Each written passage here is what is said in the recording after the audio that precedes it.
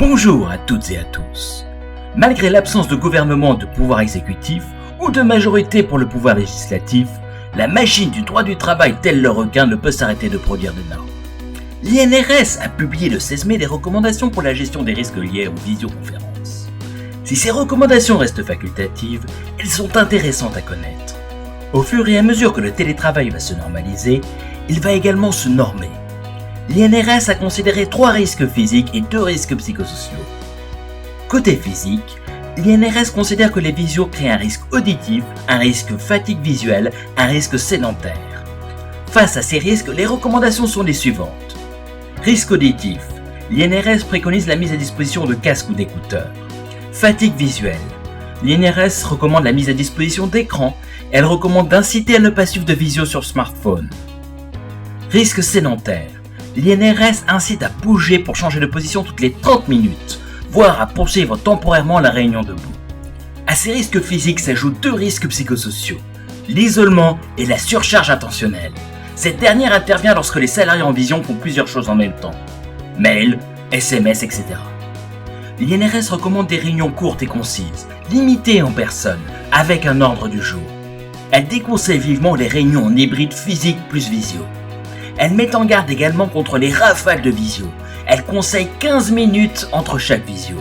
Pour l'INRS, l'employeur doit mettre en place des formations et une assistance pour les visioconférences. Une première mise en garde de la Chambre sociale de la Cour de cassation est tombée sur le vote électronique. L'employeur doit s'assurer que l'ensemble des électeurs ont accès au matériel de vote. En particulier ceux qui n'ont pas de poste de travail attitré dans les locaux de l'entreprise. À défaut, le scrutin risque tout simplement l'annulation. Dans la société en question, des salariés chargés de distribuer des prospectus n'avaient pas accès à un poste informatique personnel. Même s'ils pouvaient se connecter pour voter de chez eux, cela a constitué une rupture d'égalité du vote. Cela a justifié l'annulation du scrutin confirmé par la Chambre sociale le 1er juin 2022. Le juge a estimé que l'employeur aurait dû mettre à disposition des terminaux en libre service permettant de voter. Tout salarié protégé représentant du personnel bénéficie d'un statut protecteur. Au titre de ce statut protecteur, tout licenciement quelle que soit la gravité des faits commis n'est possible qu'après autorisation de l'inspection du travail. En l'absence d'autorisation, le licenciement est nul.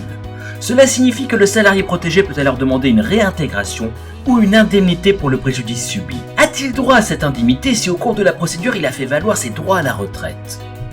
Pour l'avocat de l'employeur de cette affaire traitée le 18 mai, le salarié ne peut demander une réparation car en faisant valoir ses droits à la retraite, il a empêché toute réintégration.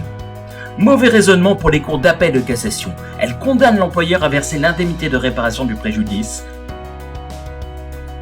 La Chambre sociale a précisé les règles de suppléance des élus du personnel. Dans le cas pour lequel elle a été saisie, une entreprise désirait effectuer des élections partielles, suite au départ du titulaire et du suppléant du premier collège du CSE. Le syndicat de ces 2 élus s'y oppose, car il estime que le siège devrait revenir à son élu suppléant du 2e collège. Le juge en première instance donne raison à l'employeur. Les 2 collèges n'ayant pas les mêmes intérêts, un élu du 2e collège ne peut remplacer un élu du 1er collège selon lui. La haute juridiction, tel le Night Shyamalan des grands soirs, casse cette décision. L'article du Code du travail de la décision du 18 mai établissent le schéma suivant à la date de cette vidéo. Lorsqu'un représentant du personnel titulaire cesse ses fonctions de manière temporaire ou définitive, il est remplacé par un suppléant élu sur une liste présentée par la même organisation syndicale que celle du titulaire. La priorité est donnée aux suppléants élus de la même catégorie. En l'absence de suppléants de la même catégorie, le remplacement est assuré en priorité par un suppléant d'une autre catégorie appartenant au même collège présenté par la même organisation syndicale. S'il n'existe pas de suppléant appartenant au même collège électoral, le remplacement est assuré par un suppléant d'un autre collège présenté par cette même organisation.